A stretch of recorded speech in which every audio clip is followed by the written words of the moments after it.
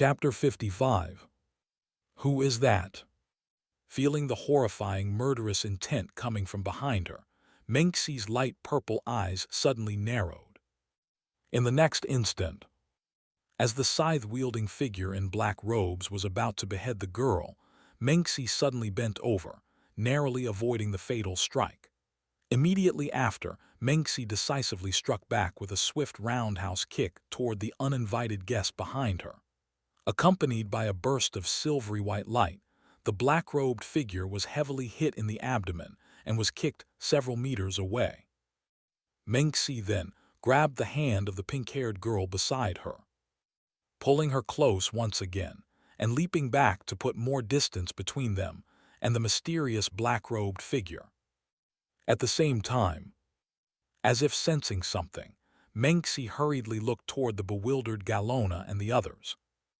"Watch out on your left, dodge quickly." Left side. Witnessing the scene before them and hearing Mengxi's sudden words, the Knights of the Asumo's church realized that the black-robed figure had ill intentions and hastily drew their swords, looking anxiously toward the direction Mengxi mentioned. In an instant, an eerie chill enveloped Galona and the three knights. As they stared in panic, another black-robed figure wielding dual scythes leaped down from the rooftop. What, another one? Seeing the black-robed figure appear, Galona and the others gasped in shock and quickly mobilized their inner holy law energy, preparing to counter. Unfortunately, it was already too late for any preparations now. Beneath the black robe, the man revealed a mocking smile.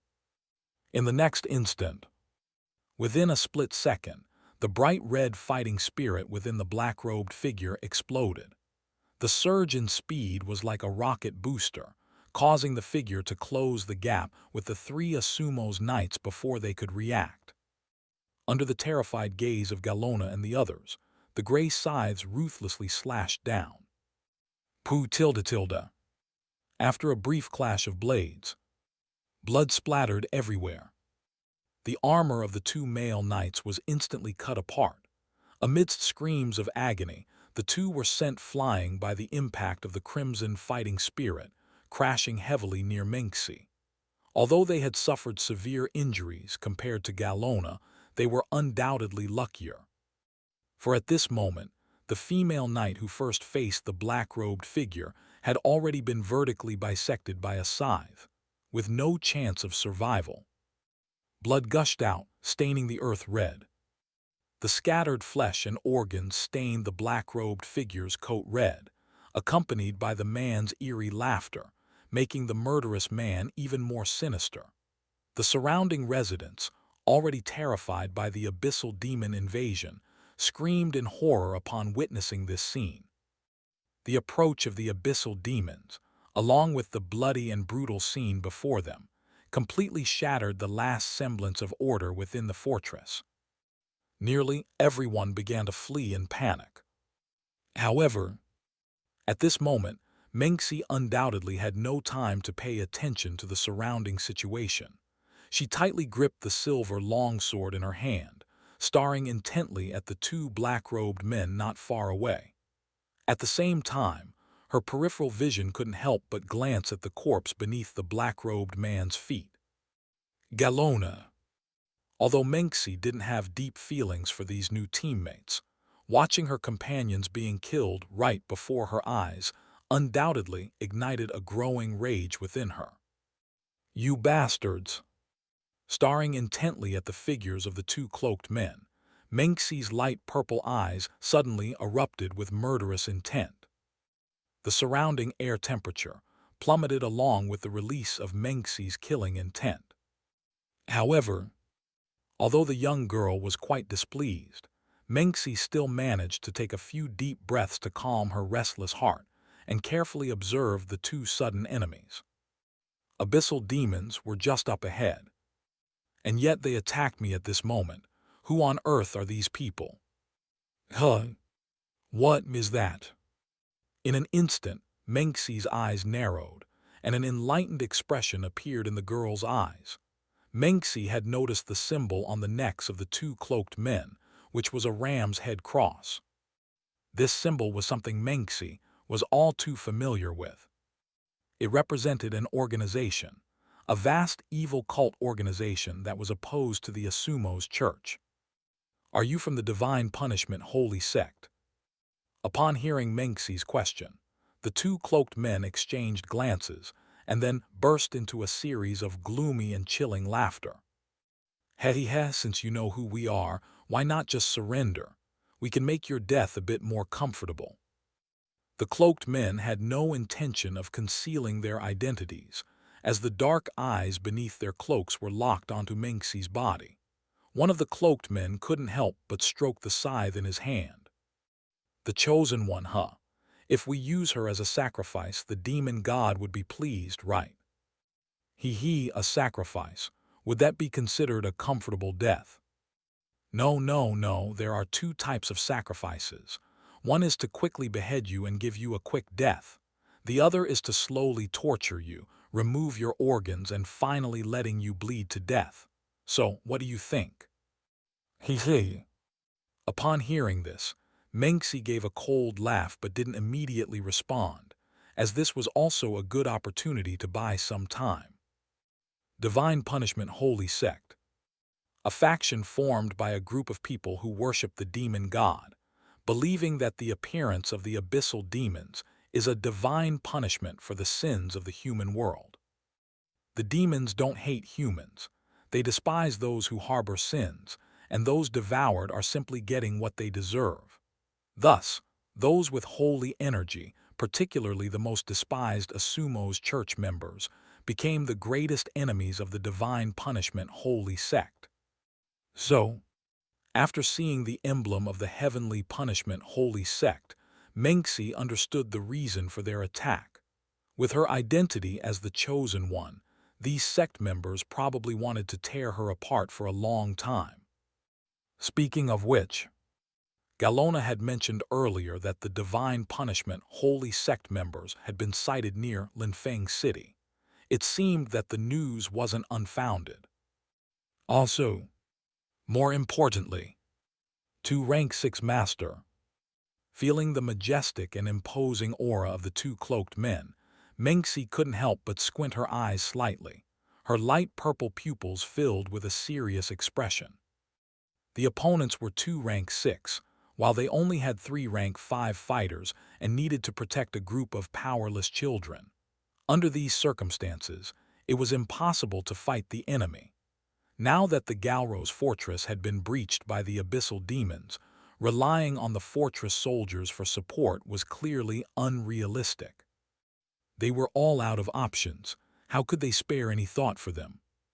With this in mind, Menxi glanced at the two gasping Asumo's church knights with a thoughtful look. These two were not powerful enough and had already been injured. Remaining here would only hold them back. "You two, protect this child, and take her away from the Galro's fortress as quickly as possible." Upon hearing this, the two knights were slightly taken aback. Having lost their fighting spirit due to the invasion of the demons and Garona's tragic death, they desperately nodded after a moment and hurriedly ran to Menxi's side, preparing to take the pink-haired girl. Don't worry, Captain. We will complete the mission." The fear in their voices was evident, and they had no intention of staying to fight alongside Menxi, which made her feel a chilling disappointment. Hadn't they eagerly vowed to protect me before coming to the Northlands? And now, is this it? Menxi's heart was filled with disappointment. But just when her spirits were at their lowest, an unexpected and crisp voice, like that of a songbird, suddenly entered Menxi's ears. "Sis, big sister, I don't want to go, I want to be with you." Hearing this soft, trembling voice, Menxi was taken aback and looked at the pink-haired girl who was holding her hand with disbelief. After locking eyes with the girl's deep blue pupils filled with dependency, Menxi bit her lip with mixed emotions.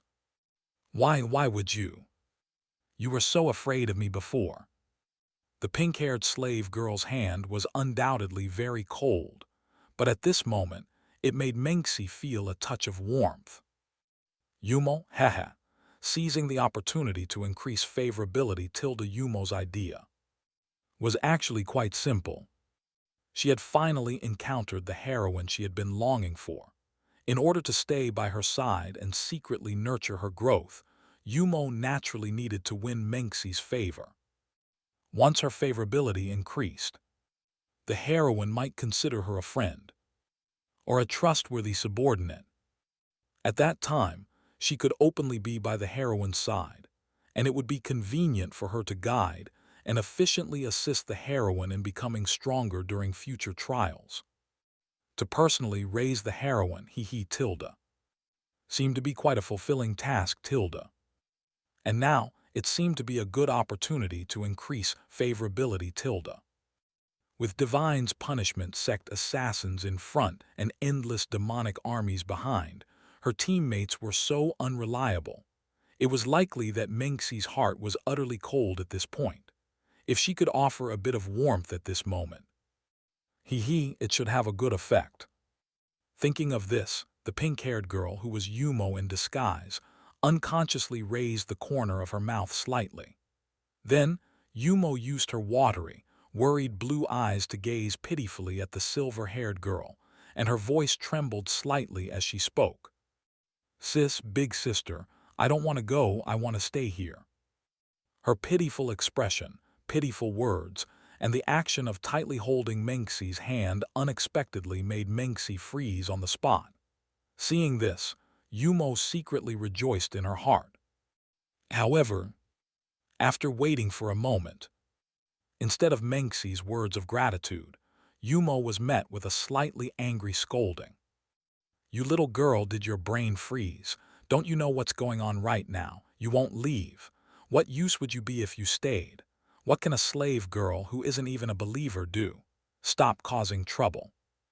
Yumo equals. This. Why is she saying this so suddenly? It seems a bit different from what I expected. Wait, could it be? In the next instant, before Yumo could react, Menxi looked extremely displeased and disgusted as she shook off Yumo's hand. "Don't touch my hand, it's filthy." After saying this, the silver-haired girl turned to the two Asumo's church knights nearby. "You hurry up and take her away." "Yes, why yes, understood, Captain." After hearing Menxi's cold words, the two male knights showed a panic-stricken expression. Glancing at the nearby cloaked men and the massive demonic army in the direction of the city wall, the two knights rushed to Menxi's side, forcibly lifting the wronged pink-haired girl from the ground. Then the two knights dragged the pink-haired girl toward the south. As for Menxi, she indifferently turned her head, coldly gazing at the two cloaked men not far away, and drew her silver sword from her waist. Watching the retreating Asumo's church knights, Albino, hidden beneath the black cloak, narrowed his black eyes in thought. At the same time, the voice of the other cloaked man, Zack, reached Albino's mind through communication magic.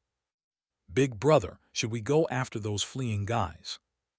"It doesn't matter." After pondering for a moment, Albino replied indifferently in his mind. "Those two useless knights don't matter, and as for the slave girl, she doesn't seem like someone we can use as a bargaining chip. Could they be putting on a show for us? Not very likely. A noble existence like the fated girl wouldn't care so much about a lowly slave. But when I was observing from afar earlier, this woman seemed to take good care of the girl. Most likely putting on an act to win over the residents, right? Don't those hypocritical Asumo's church guys always do this? The fated girl's acting skills shouldn't be bad. If we go after them now, that might be falling into their trap." All right, since you say so, big brother, it must be correct." Hearing the captain's words, Zack no longer paid attention to the departing Asumo's church knights and focused on Menxi once more.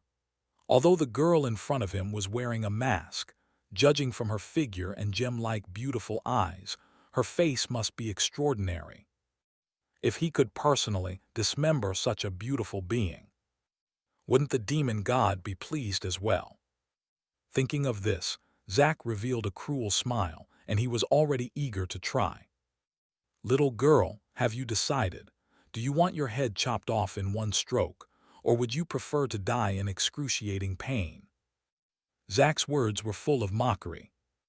In response to this, Menxi disdainfully tilted her head. Instead of these two boring options, I prefer the third choice. And what third choice? To kill both of you. Saying this, the girl slowly raised the silver sword in her hand, pointing the blade directly at Zack's brow. With this gesture, Zack's face suddenly showed a fierce glare, and the ferocious color in his black eyes became even more intense. Kill us, with you, a rank 5 middle-level master. We're both rank 6, you know. Don't overestimate yourself, little girl. Why don't you give it a try? Fine, let's give it a try. Calm down, Zack. Just as Zack was about to unleash his power, Albino timely spoke up to stop his actions and feigned elegance as he looked into the silver-haired girl's beautiful eyes. Worthy of being the fated girl, even at this time, you remain calm. We know you're strong and capable of defeating rank 6 demonic creatures, but we're humans, not like those stupid brutes that rely only on raw power. The tricks you used to deal with those demons might not be effective against us. So what's your point? And then, you should have acted sooner if you really wanted to defeat us. Why? Because now, my companion has arrived. Before his words fell, Albino suddenly revealed a cruel smile. In the next moment, two more figures in black cloaks appeared, racing from a distance. Clearly, they were also from the Divine Punishment sect, having rushed from the nearby fortress after being summoned by Albino, all to ensure the complete annihilation of the fated girl. Seeing the two incoming black figures, Menxi's gaze undoubtedly became more solemn. After noticing the change in the girl's eyes, the smile on Albino's face grew more rampant. Ha ha ha, regret is useless. Now you have even less hope. With that, Albino gripped his double sickles tightly, taking an attacking stance. The black fighting aura around him surged wildly, transforming into a pitch-black energy armor attached to his body. The air became suffocatingly oppressive. Without a doubt, Albino was preparing to launch an attack on the silver-haired girl alongside his arriving companions, all to ensure her capture alive. Boom! Accompanied by two earth-shattering booms, under the expectant gazes of Albino and Zack, two black figures suddenly fell from the sky. They landed heavily, raising a cloud of dust. Seizing the opportunity, Albino roared, "Now's the time, move, huh." However, before he could finish speaking, Albino's eyes suddenly narrowed, forcibly swallowing his own words, because he suddenly discovered an unbelievable fact. As the dust settled, under the astonished gaze of the two cloaked figures, the other two Divine Punishment sect powerhouses who had come to reinforce them revealed their true faces. However, their condition was quite different from what Albino had imagined. These two people weren't exactly bursting with life. At the very least, they were already grinning in the afterlife. At this moment, these two rank 6 masters of the Divine Punishment sect, inexplicably, had their heads smashed, their skulls fractured, and their brains scattered. They couldn't be any more dead. Menxi, Albino, and Zack, what the hell is going on? In an instant, an eerie silence fell among the three. Menxi was stunned, the duo in black cloaks dumbfounded, and the only sound that could be heard in the quiet scene was the fluttering of several crimson butterflies by the side of the two dead men. Flap, flap, tilde.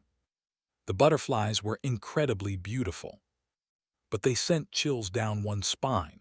It seems your companions aren't very reliable, are they?" After falling into an eerie silence for a moment, Menxi's mocking words drifted into Albino's ears. Upon hearing this, Albino clenched his fists in unparalleled anger, his murderous aura rising higher and higher. The once composed him now had a distorted, comical, and even somewhat hideous face due to anger and astonishment. What did you say?"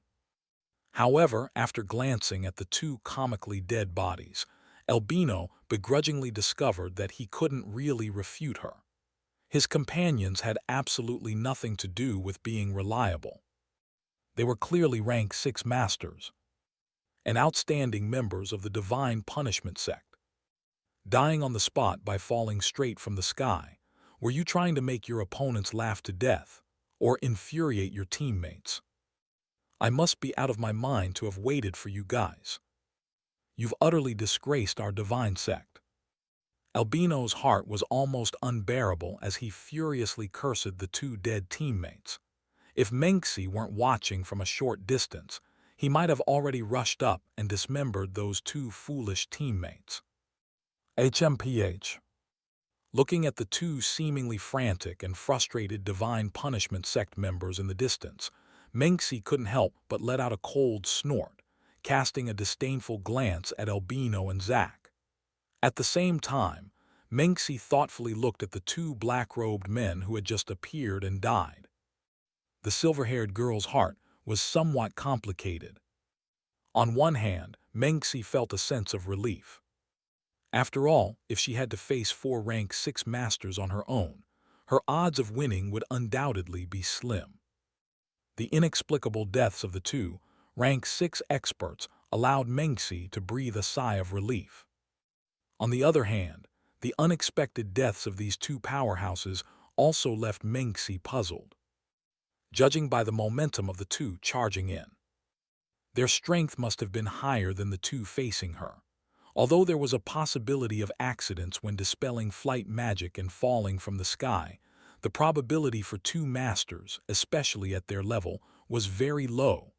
Moreover, they both had accidents at the same time. This was just too unbelievable, wasn't it?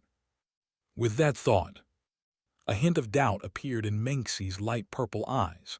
Just then, the silver-haired girl's brows furrowed slightly. What's that, butterflies?" At this moment, there were 2 or 3 butterflies dancing around the two corpses.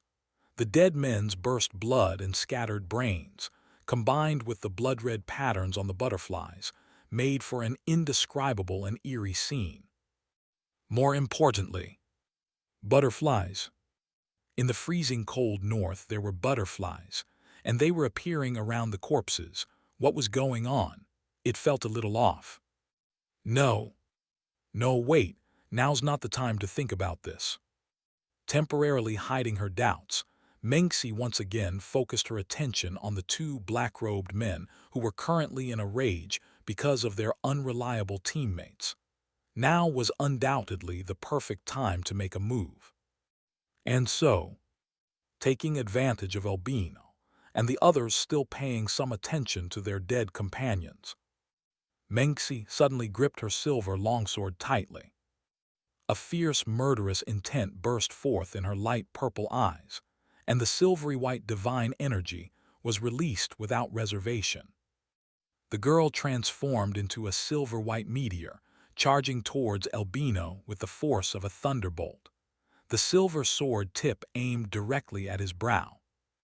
As Menxi made her move, the blood-colored butterflies hovering around the corpses dissolved into crimson particles and vanished into the snowy wind after a wave of energy fluctuations. On the other side, Yumo, who was being pulled away by 2 Asumo's church knights, glanced back playfully at the battlefield between Menxi and the Divine Punishment sect members. Relying on her sharp perception, Yumo could clearly sense the situation of their battle. Naturally, when the 2 black-robed men arrived as reinforcements from a distance, Yumo could also feel their presence. As for the Divine Punishment sect members, These guys clearly harbored a great hostility towards her heroine. Originally, Yumo wanted to take matters into her own hands and eliminate them secretly to avoid any interference. However, upon second thought, why not put them to good use? Offer them up as experience points for the protagonist. Moreover, by challenging those of a higher rank, she could also figure out where the limits of the heroine lay. He, killing two birds with one stone. I'm truly amazing, Tilda. And so, when Yumo noticed Albino and the others attempting an ambush, she chose to stay quiet and enjoy the show. Considering that 2 against 1 was already enough, she could only regretfully send the other 2 Divine Punishment Church members off with a boxed lunch, to make their demise look somewhat reasonable. Yumo specially dispatched a few blood butterflies to numb their nerves and consciousness, causing their bodies to fall into an uncontrollable chaotic state. In the end, they were unable to make any adjustments to their position and fell straight to the ground. It looked like a complete accident. Seamless indeed, Tilda. Yumo chuckled smugly in her heart, then looked at Menxi's location with her deep blue eyes, filled with a hidden meaning. So, my dear protagonist, the great chosen one destined to save the world, let me see just how capable you. Oh, by the way, in such a battle, it's best not to have others interfere. With this in mind, Yumo glanced at the dozens of abyssal demons rushing towards the back of the Galrose fortress not far away. At the same time, a hint of crimson light rippled through her eyes. You all guard nearby, and don't let anyone who might cause trouble approach. As Yumo's will was conveyed, the abyssal demons, which were prepared to wreak havoc, suddenly halted their steps and obediently scattered, beginning to encircle Menxi's battlefield. To avoid alerting Menxi and the Divine Punishment Sect members, the demons even consciously maintained a certain distance. With this, it should be foolproof. Yumo smiled slightly. Just then, an ill-timed roar of anger suddenly erupted like a thunderclap in Yumo's ear, instantly wiping the smile off her face. Damn it, what are you looking at? Hurry up and move, you dawdling, stinky girl. Yumo. Hearing this, Yumo indifferently turned her head to look at the Asumo's church knight behind her, who was already enveloped by fear. The next moment, she raised her eyebrows slightly. Oh, speaking of which, I almost forgot about you. The protagonist's good teammates, Tilda. As Yumo's eyes met the knight's black pupils, a touch of coldness surfaced in her gaze. With Menxi not around, there seemed to be no need for her to pretend to be a weak girl, right? You, what kind of look is that? You're just a slave girl, how dare you look at me like that? The black-haired knight, Grid, suddenly became furious after encountering the girl's disdainful blue eyes. Having to take such a burden with him, while fleeing, was already annoying. Now, this lowly girl even dared to look at him like that. Just asking for death. If he couldn't kill the abyssal demons or defeat the Divine Punishment Sect members, could he not at least kill her? Thinking this, Grid angrily bit his lip, and his black eyes filled with murderous intent. He swung a fierce slap toward the pink-haired girl's delicate face. You lowly slave, do you know who I am? Try glaring at me again, huh? Yumo, I think you're just asking for death, you stinky girl, a worm from the sewer. Fuming with anger, Grid ruthlessly swung his hand at the pink-haired girl without showing any mercy or restraint. Given his mid-5 level expert physical prowess, this blow would undoubtedly kill the rank 3 pink-haired girl. However, Grid didn't care about that. Now that the abyssal demons had invaded the city, he had no intention of continuing to carry such a weak burden. Though the captain had ordered them to protect this child, what if they didn't? What would happen then? If the captain later questioned him, he could just claim that the girl was killed by an abyssal demon attack, easily getting away with it. Who would make trouble for a rank 5 swordsman over a lowly slave girl? Besides, he was the son of a Count Tilda. Moreover, it was still uncertain if the captain would make it back alive. So Grid completely abandoned controlling his strength, intending to send this burden away with a single slap. He didn't want to keep dragging such a lowly slave around. However, just as Grid's hand, imbued with brown holy energy, was about to touch the pink-haired girl's cheek, a cry of alarm from his teammates suddenly drew his full attention, causing him to halt his action. Abyssal Demon. What? Abyssal Demon. Hearing this, Grid's heart suddenly trembled as he violently turned his head to look at his teammate, Lan, in panic.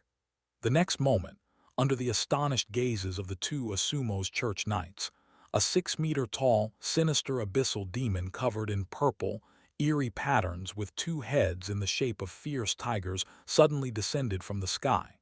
It landed right in the direction where they planned to escape. This powerful abyssal demon locked its murderous gaze on Grid and Lan as soon as it stabilized its stance, letting out a bloodthirsty and ferocious roar. Roar! The earth-shaking roar shattered the glass windows of nearby houses, and in an instant shattered the courage of the two Axiom Church Knights. An abyssal demon, and it's even rank 6. How could this be? In a flash, the fierce light in Grid's eyes disappeared, replaced by endless fear. His heart was already beating frantically, almost as if it was about to leap out of his chest. However, compared to Grid, the bald-headed knight called Lan seemed to tremble even more. The reason was simple.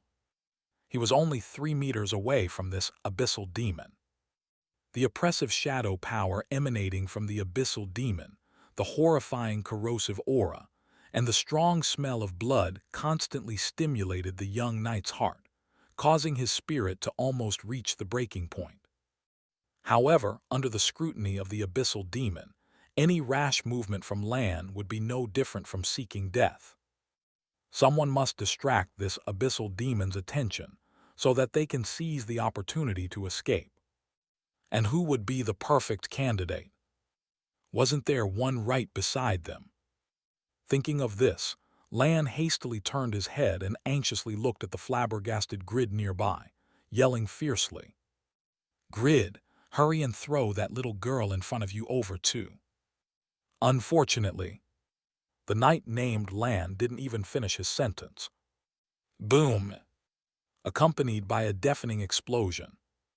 The earth shook and blood splattered everywhere.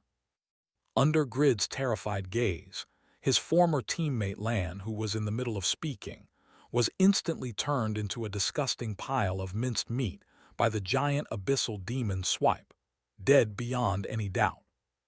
A revolting mass, likely a liver, even flew out and splashed onto Grid's face. Looking down at the bloody mosaic-like object that had fallen from his face to the ground, Grid's pupils contracted suddenly. Witnessing Lan, whose strength was comparable to his own, getting killed by the abyssal demon as easily as crushing tofu, Grid's last sliver of fighting spirit was completely extinguished. Only one thought remained in his mind: run. Avenge his comrade. He'd have to be out of his mind. Who would challenge such a monster to a duel? Staring at the rank 6 abyssal demons not far away, which had already focused its attention on him, Grid suddenly revealed a complex look of terror mixed with fury. He must escape. But how? He couldn't possibly outrun the abyssal demon. Wait a minute.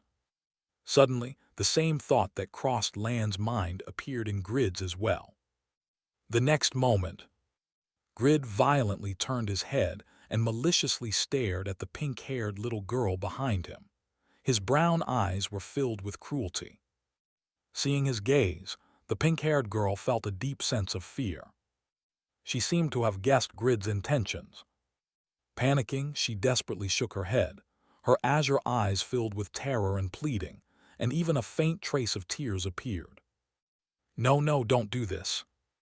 However, the pink-haired girl's pleas, did not arouse Grid's sympathy at all. The young knight only had one thought in his mind: how to survive. As for others, he couldn't care less. "Come here." As he roared angrily, Grid ruthlessly raised his hand, mercilessly grabbing the girl's slender, fragile wrist. The girl cried out in horror and began to struggle. "No, have you? Have you forgotten what Big Sister said?" "Big Sister, do you mean the captain? Who cares about her orders now?" Grid let out a cold, disdainful laugh. Subsequently, the robust young knight ignored the pink-haired girl's pitiful cries, violently swung his arm, and hurled her towards the loathsome abyssal demon behind him. Awaiting the girl seemed to be only a hopeless fate of being torn apart. However, Grid didn't care and felt no guilt in his heart. Sacrificing a lowly slave for the life of a noble like him, it was absolutely worth it. The slave should feel honored. After a cold, silent chuckle in his heart, Grid paid no mind to the abyssal demon's reaction behind him.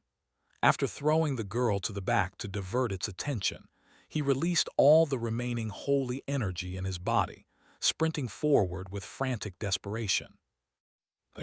No sound.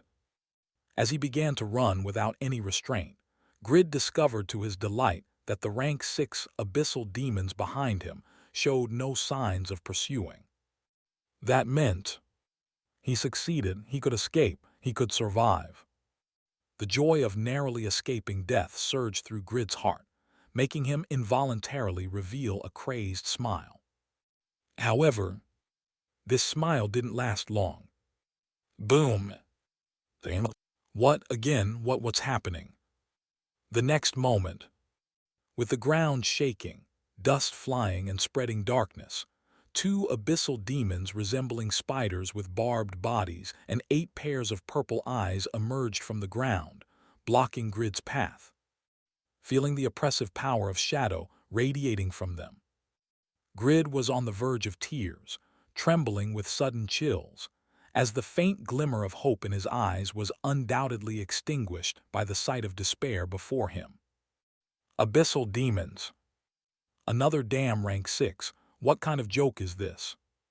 The sudden appearance of the 2 ferocious abyssal demons once again frightened Grid, his face ashen with terror. Instinctively, he turned around in a state of utter despair and ran back. For a moment, the young knight seemed to have forgotten that there was still a terrifying rank 6 entity behind him. When Grid looked back and saw the fearsome 2-headed tiger shrouded in darkness, his heart was dragged into a bottomless abyss. However, amidst the terror, after seeing the scene before him, his mind was filled with confusion, unparalleled confusion. At that moment, the slave girl who, in his view, should have already been torn to pieces by the 2-headed tiger was actually unscathed. She was standing right in front of the abyssal demon, even petting its head. WTF? Trembling, Grid pointed at the pink-haired girl, already beginning to doubt his own eyes. What on earth? What on earth did you do? Faced with the abyssal demon, the seemingly endless fear that dragged one into the abyss itself. As Grid saw the scene behind him, he was suddenly overwhelmed by an unprecedented intense confusion, causing him to shakily and incredulously point at what was before him. What did you do?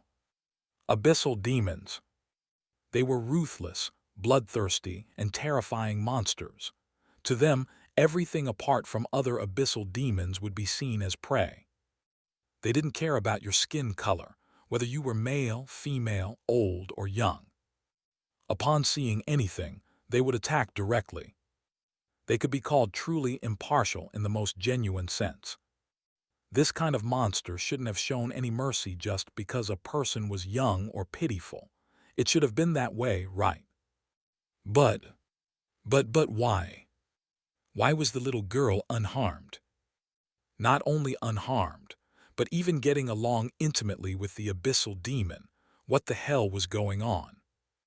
In a flash, Gerd felt as if he had been struck by lightning, his mind practically crashing. In chaos, He could only tremble and stare intently at the pink-haired girl.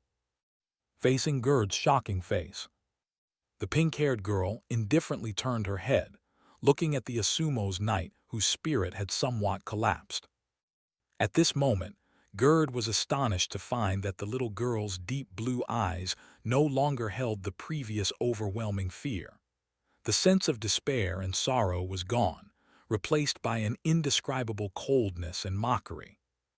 Those eyes seemed to be looking at a clown, and that clown seemed to be himself. "I didn't do anything, see?" The girl gave a playful response. However, Gerd was obviously dissatisfied with this answer. Noticing that the surrounding abyssal demons had all mysteriously fallen into a state of observation, Gerd shouted hysterically again. "What exactly did you do? Why isn't that abyssal demon attacking you? Why isn't it killing you?"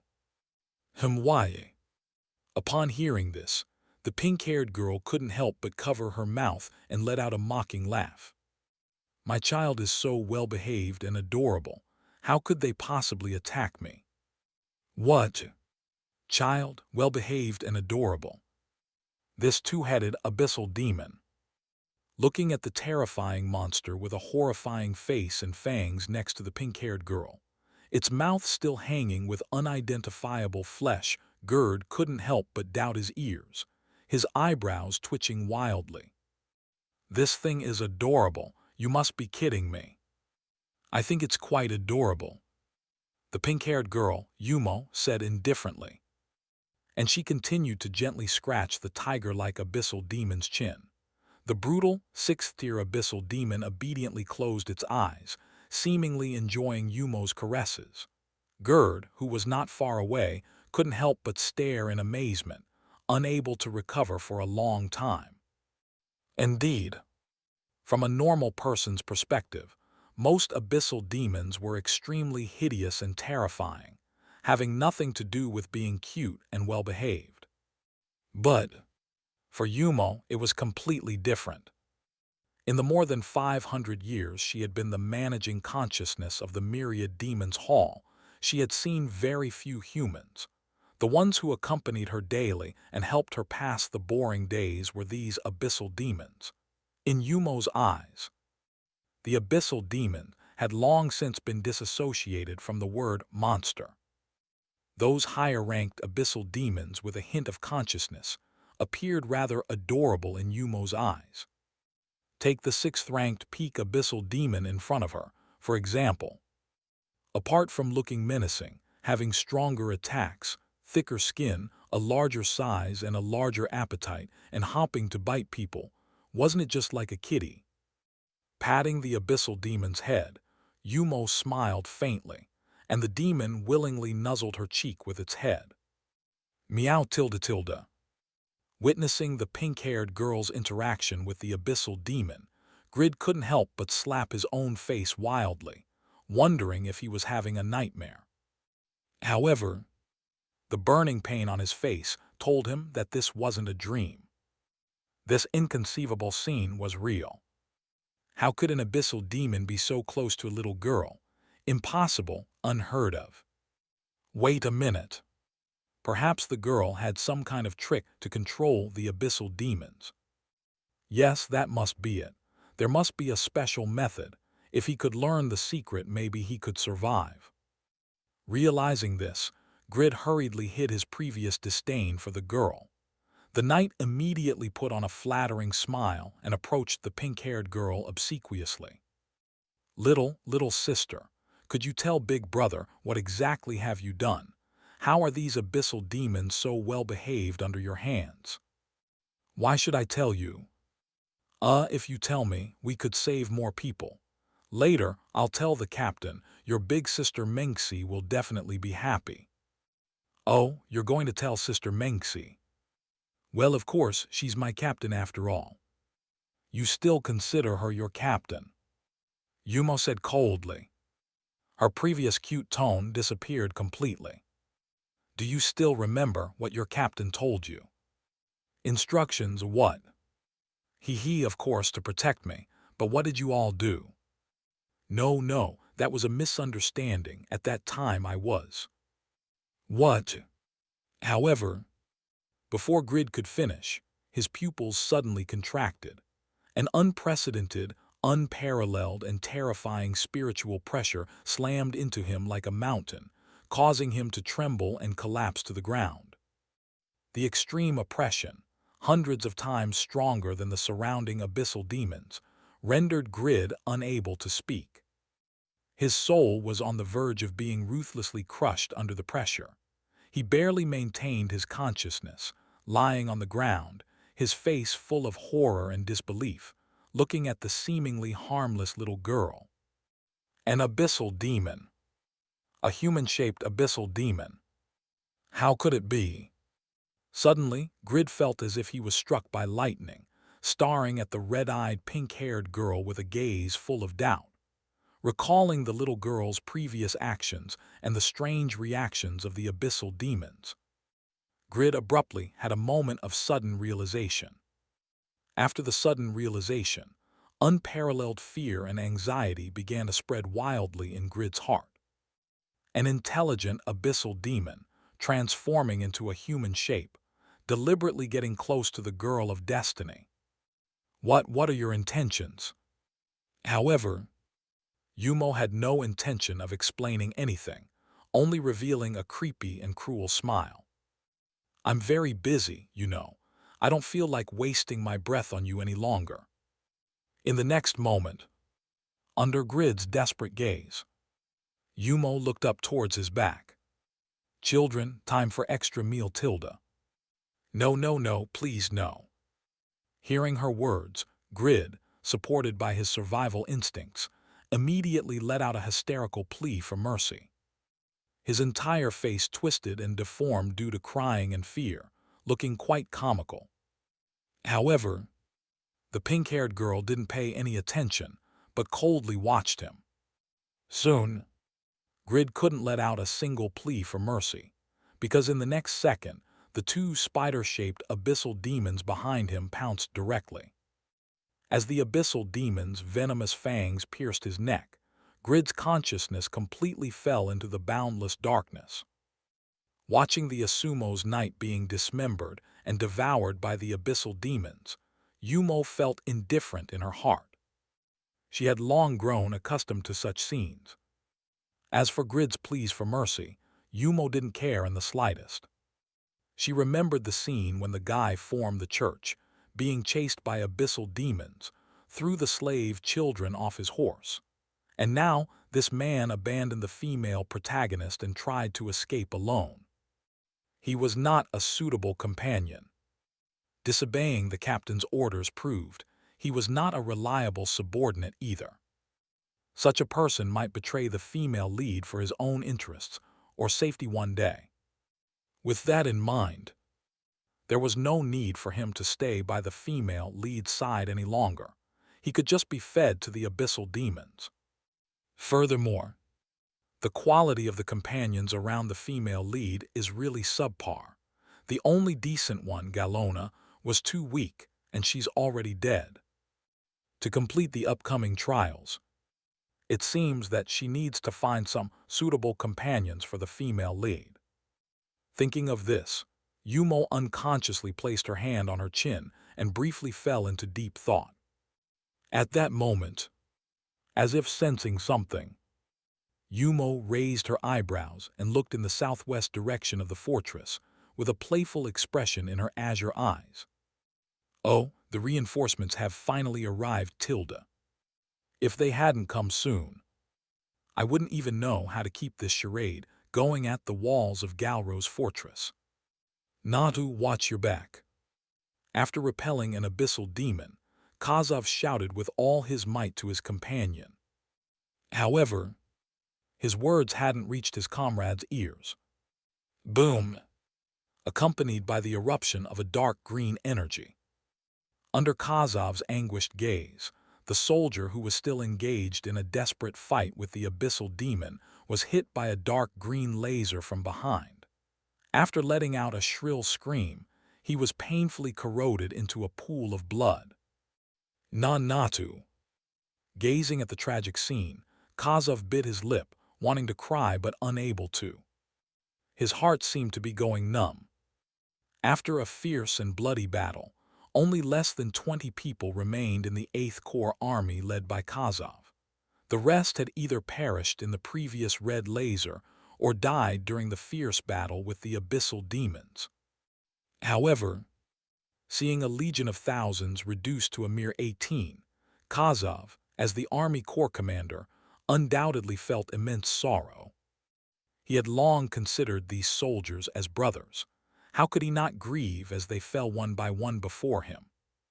But what truly drove Kazov to despair wasn't the deaths of his brothers. They sacrificed their lives fighting the abyssal demons for what? To protect the ordinary people behind them, to wait for reinforcements and save the soon-to-be-lost Galrose fortress. However, what about now? After giving their all in battle, his 8th Corps had only managed to kill less than 50 abyssal demons. Completely incapable of stopping the tide-like swarm of abyssal demons, they even began to feel like they were overestimating their abilities. A small group of abyssal demons had defeated the 8th Corps, as if they were nothing. This wasn't the world of novels or mythical stories that fooled people. This was reality. In reality, no matter how strong one's beliefs are, they could not change the desperate difference in strength. After the continuous defeat of the Corps, the remaining abyssal demons rushed towards the residential area behind them under the desperate and angry gazes of Kazov and his comrades. It was evident that they had failed to protect anything. Hopping to delay the swarm of abyssal demons, to wait for reinforcements. However, what had they waited for? Reinforcements? No. What they had waited for was more and more abyssal demons, as well as the awe-inspiring, enormous snow wolf that plunged everyone into endless despair. The moment Kazov saw the snow wolf, his hope was swallowed by the blizzard that enveloped its body. Hefu, Snow Devourer. Looking at the colossal figure, even larger than the city walls, and possessing a domineering presence, Kazov could only let out a bitter laugh. At this moment, he finally understood why the powerful city defense array had suddenly collapsed. But even if he understood, what could be done? Could he hope? Hope for a miracle. Miracle.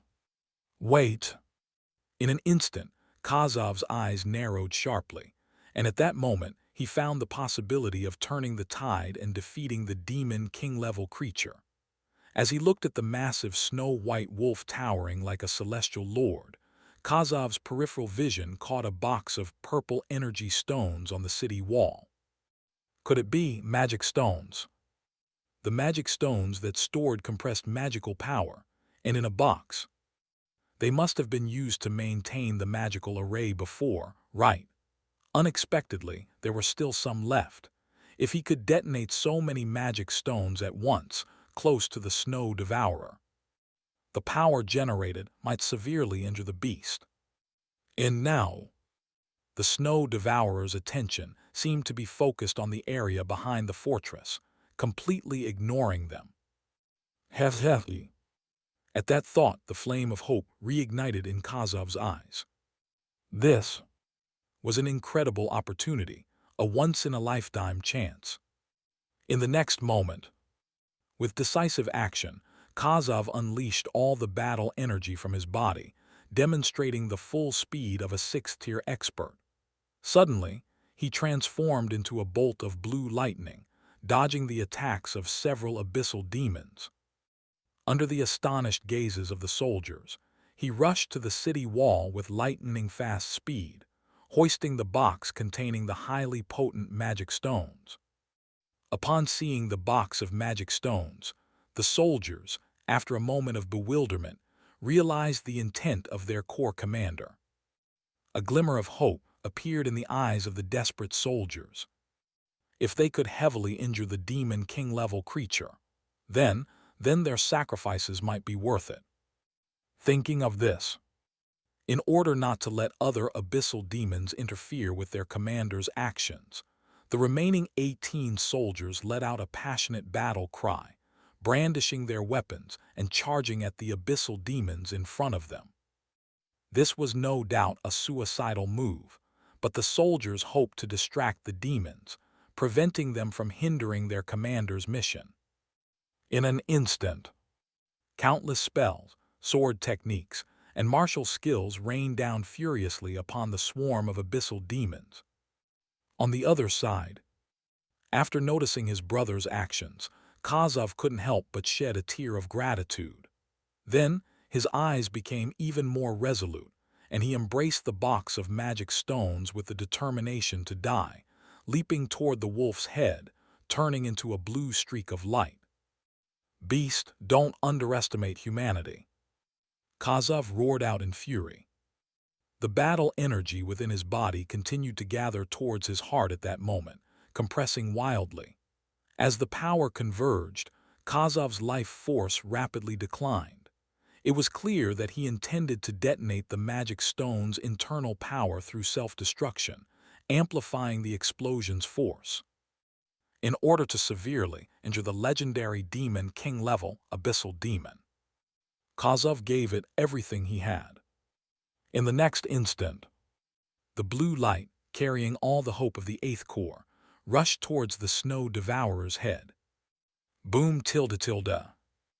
Under the expectant gazes of the soldiers of the Eighth Corps, accompanied by a deafening explosion, a scorching wave of heat burst forth from Kazov's body, triggering a chain reaction that detonated the entire box of magic stones.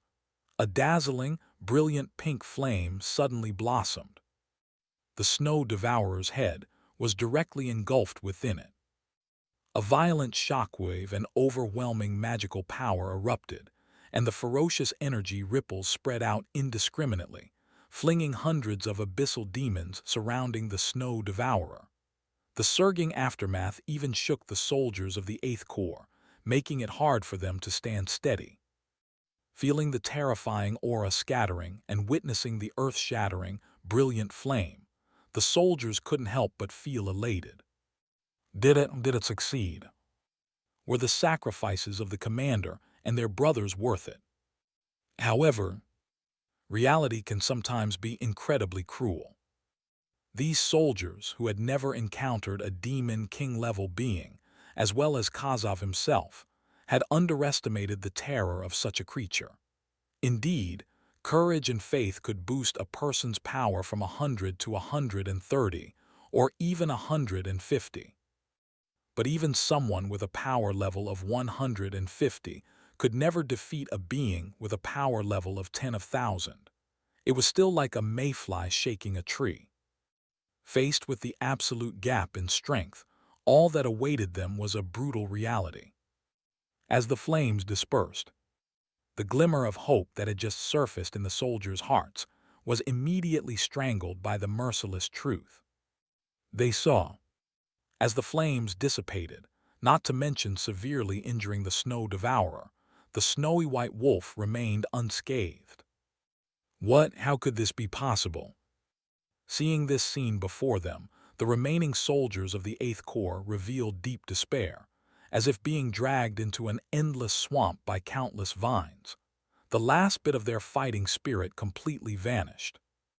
In the next moment, without any suspense, the remaining 18 soldiers were torn to pieces by the oncoming swarm of abyssal demons. At this point, all members of the Eighth Corps at Galro's fortress had perished in battle. As for the snow-white wolf, after taking a direct hit from Kazov's close-range self-destruction, it simply shook its head in annoyance and continued to look towards the fortress. "Mother, where are you?" Wu tilde tilde not far from the south of Galro's fortress. Upon learning that the abyss demons began attacking the Galro's fortress, Duke Xiumu hastily led the elite troops of Linfeng City, with 5,000 snowstorm knights on their war horses, charging mightily towards Galro's fortress. As they approached their destination, other forces that had come to support the fortress gradually joined Duke Xiumu. The forces behind Duke Xiumu had grown to 80,000. The vast army was making its way towards Galro's fortress. However, the well-trained and disciplined powerful forces at his back didn't make Duke Xiumu feel the slightest bit at ease. If it were an ordinary Abyss Demon invasion, Xiumu would undoubtedly have enough confidence to use this army to drive the demons out completely. However, the situation this time was clearly different. From the momentum of the previous explosion, among the Abyss demons attacking Galro's fortress, there was a terrifying presence of a demon king. Facing such an existence, even with tens of thousands of soldiers, and two sane-tranked experts behind him, Xiumu had no confidence in repelling the enemy. But he had no other choice at the moment. If he didn't stop the Abyss demons, once the monsters advanced and spread southward, the consequences would be unimaginable. As the troops continued to march forward, Xiumu felt an increasing sense of heaviness in his heart. Martial technique breaking scheme. He swung his massive sword fiercely. With the aid of the Saintrank Scarlet Fighting Chi, Xiumu launched a killing attack. With a single strike, he instantly killed 5 Abyss demons that had charged straight at him. The other Snowstorm Knights leading the charge also easily slaughtered 9 more Abyss demons through perfect coordination. Gazing at the huge corpses of more than a dozen Abyss demons, Xiumu couldn't help but hold his breath. Abyss demons had appeared here. That means Galro's fortress is now in great danger. Although he had anticipated this situation, Marquis Xiumu's heart still couldn't accept the sight of the Abyss demons breaking through the defense lines, and he clenched his teeth. At this moment, the captain of the Snowstorm Knights, Sikta, riding a red-footed warhorse, quickly approached Marquis Xiumu's side. "My lord, we have news from the royal family." "What?" Hearing this, Marquis Xiumu immediately showed an excited expression and hurriedly asked, "Is there news from the royal family? Have reinforcements arrived?" Seeing the excitement on Marquis Xiumu's face, Sikta sighed awkwardly. "I'm sorry, my lord. There are no reinforcements. The reinforcements are temporarily unable to arrive due to a large-scale avalanche in Jialing Valley." "What, are you joking?" "I'm sorry, my lord. This is true. However, the royal family has sent other orders." "No reinforcements and they're giving orders, ha-ha." Marquis Xiumu let out a disdainful laugh. Apparently, this borderland marquis was not satisfied with the Snow Knight Empire's royal family. "Well, what kind of ghostly order is it?" "The royal family ordered us to hold the line south of Anki Mountain Range and not let the Abyss demons break through. As for Galro's fortress and the nearby Abyss demons, we were told not to worry about them for now." "What, don't worry about them? What the hell does that mean?" Marquis Xiumu couldn't help exclaiming. "They say, to handle the abyssal demons there, they will launch the Mana Fission Bomb." The news left Xiumu in disbelief as he looked at Sikta. "You mean the weapon that developed by the Crown Prince?" Xiumu asked. "Yes, it seems that the royal family wants to use this battlefield as a testing ground," Sikta replied with a nod, his expression turning grim. "The royal family, do they not know about the Heaven's Chosen One from the Asumo's sect who's also there? Aren't they afraid of causing a rift with the Asumo's church and the Red Lotus Leaf Empire?" Xiumu exclaimed. "Your lordship, I have already spoken to them. And the royal family hasn't changed their mind." "No, they haven't." In that moment, Xiumu was left somewhat dumbfounded, unsure of what to do. If the royal family were to use the Mana Fission Bomb, considering its power, their army shouldn't continue to advance. If they were caught in the blast, the consequences would be unimaginable. But if they were only defending the Anki Mountains to eliminate the invading abyssal demons, wouldn't that mean directly abandoning the soldiers and civilians at Galro's fortress? Abandoning the people of their own territory? For a moment, Xiumu struggled to accept this, clenching his fists in pain. Moreover, while he wasn't particularly interested in the Heaven's Chosen One, she was still a figure the Asumo's church held in high regard. If something were to happen to her, sigh. What on earth were the royals thinking? Xiumu couldn't help but roar inwardly. However, at that moment, Shua, a white meteor streaked across the sky, and a torrential wave of oppressive force assaulted them from above, causing Xiumu and the soldiers behind him to shudder. This soul-chilling presence made Xiumu's expression change drastically. Immediately, he looked up at the sky. What is that?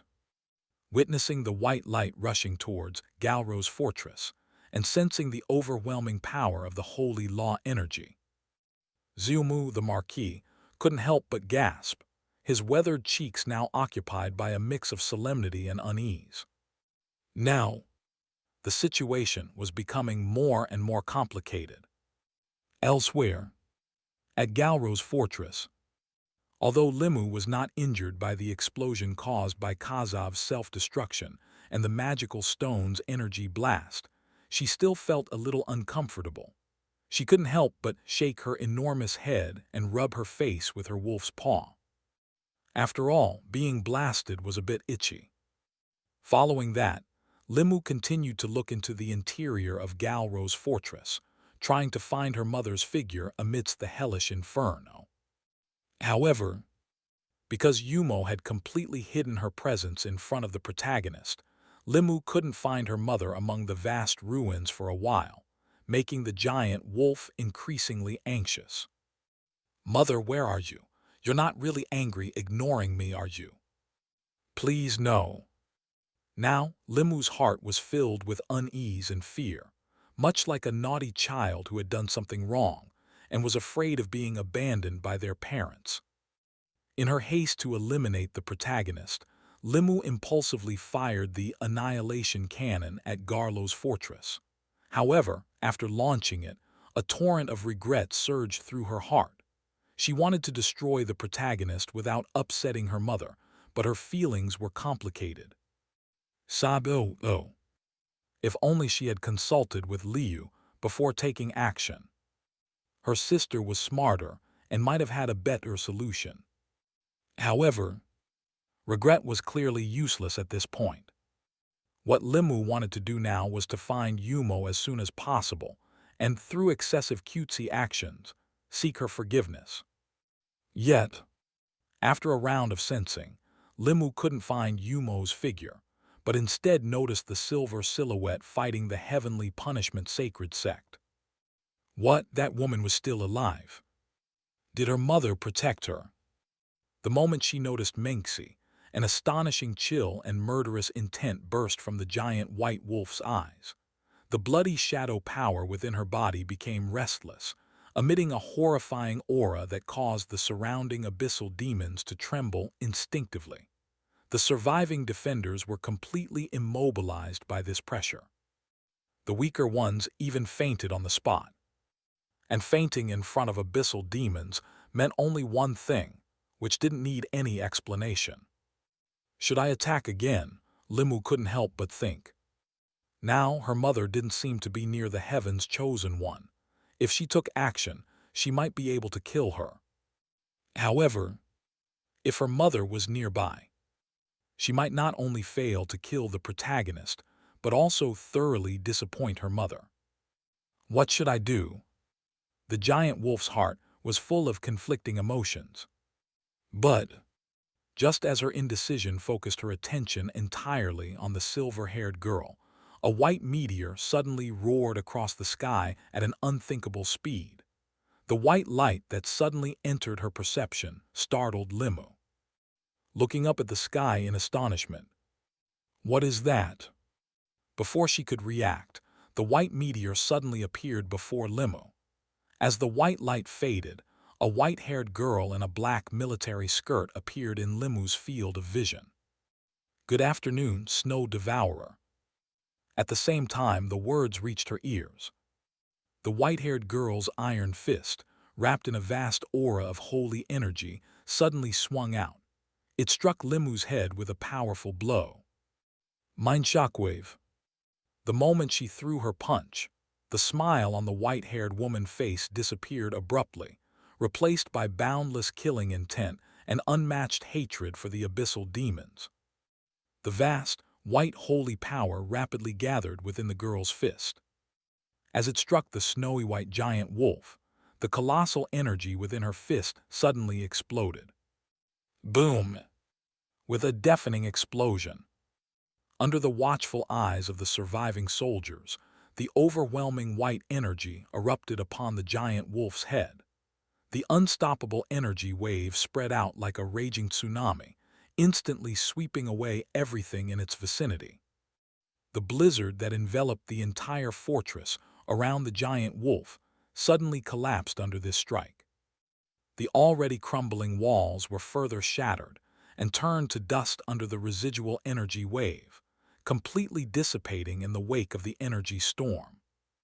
The weaker abyssal demons near the snowy white giant wolf were instantly turned into disgusting chunks of flesh by the terrifying aftermath of the explosion. Many stronger abyssal demons collapsed, falling unconscious after their souls suffered heavy blows. As for the snowy white giant wolf, directly hit by the white-haired girl's technique. After the release of that powerful force, it was suddenly pushed back nearly 1,000 meters. Along its path, hundreds of abyssal demons were sent flying by the wolf's enormous body, falling awkwardly around it. When the demons came to their senses, they couldn't help but glare furiously at the figure in midair. Not just these demons. Almost every abyssal demon near the fortress fixated their bloodthirsty, rage-filled eyes upon the white-haired woman. The demons inherently loathed holy power, and the woman's holy power was incredibly dense. Naturally, it easily incited their endless killing intent. Roar howl. In an instant, enraged roars echoed through the sky. Countless abyssal demons opened their enormous mouths. And the next moment, thousands of annihilation beams assaulted the white-haired woman in the air from all directions like a torrential downpour. Such terrifying energy could likely obliterate a city in an instant. However, facing the overwhelming onslaught, the white-haired woman remained calm, just lifting her hand with a gentle wave. Boundless light elemental holy power surged from her body, quickly forming an indestructible energy barrier around her. The demon's immense attacks crumbled upon hitting the barrier, turning into black particles scattered across the sky, no longer posing any threat. Though the demons instinctively continued their attack, their subsequent assaults were just as ineffective. The white-haired woman merely hovered calmly in midair. Her target was only one: the demon king-level existence before her, the Snow Devourer. As for the other demons, they posed no threat to her. This woman was one of the 3 celestial envoys of the Asumo's church, the leader of the Sunlight Squad by Yanluo, a true 8th-rank sword god and one of the church's top experts. Oh wow! Gazing at the distant, head-shaking, fierce-looking white giant wolf, Bai Yanluo couldn't help but reveal an astonished expression. Although she used most of her divine energy for acceleration to launch a surprise attack, resulting in a decrease in attack power. Even with a decrease in power, the divine skill vibration wave she had just used was enough to instantly annihilate a 7th-tier abyssal demon. However, such a powerful attack after hitting the white giant wolf, apart from parting its fur, seemed to have not caused any substantial damage. It should be said, it's truly worthy of being one of the 6 demon king-level existences recorded by the church. Just looking at its physical strength, it's much stronger than a human of the 8th tier. But, other than its physical strength, it seems, that's all it have tilde. After carefully sensing the intensity of the shadow force around Snow Devourer, Bai Yanluo couldn't help but reveal a teasing look. not as strong as I imagined Tilda. Originally, Bai Yanluo's plan was to temporarily repel the Snow Devourer and use her strong divine energy to attract the attention of nearby abyssal demons, creating a chance for the Chosen One and the survivors of Garlo's fortress to retreat. After they had retreated, she would escape. However, now it seems, directly annihilating all the abyssal demons here, including the Snow Devourer, would be a good choice too. After all, her original purpose for practicing so hard was to kill these terrifying demon king-level existences. Now that the opportunity is in front of her, she must cherish it. With that thought, Bai Yanluo's eyes filled with fierce killing intent, a majestic fighting spirit suddenly erupted. The vast divine energy that continuously erupted from within her body caused the aura around Bai Yanluo to suddenly undergo a drastic change. The terrifying aura distorted the surrounding space, making the nearby raging abyssal demons feel a sense of soul oppression. A bizarre pale pink glow blossomed in her eyes. Pure white, yet filled with destructive energy, a white light gradually attached itself to the sword at her waist. In the next moment, Bai Yanluo slowly drew the black longsword from her waist and aimed it at the center of the Snow Devourer's forehead. Die! As soon as the words fell, Bai Yanluo's divine energy suddenly erupted. Like a white thunderbolt, she charged towards the white giant wolf with the force of 1,000 thunderbolts. On the other side, Limo, who had slightly recovered from a mild concussion, was already filled with boundless anger. The fierceness within her had been completely triggered by Bai Yanluo's attack, and her red vertical pupils were filled with surging killing intent and hair-raising cruelty. Although the other party's attack didn't cause any actual harm to her, it turned her into a baldy. Her mother really loved her hair. You dared to ruin it. Even if it can grow back quickly, it cannot be forgiven. No. But this woman, this divine aura, is she an apostle of heaven from the Asumo's church? Upon realizing this, Limo couldn't help but reveal a hint of hesitation in her eyes.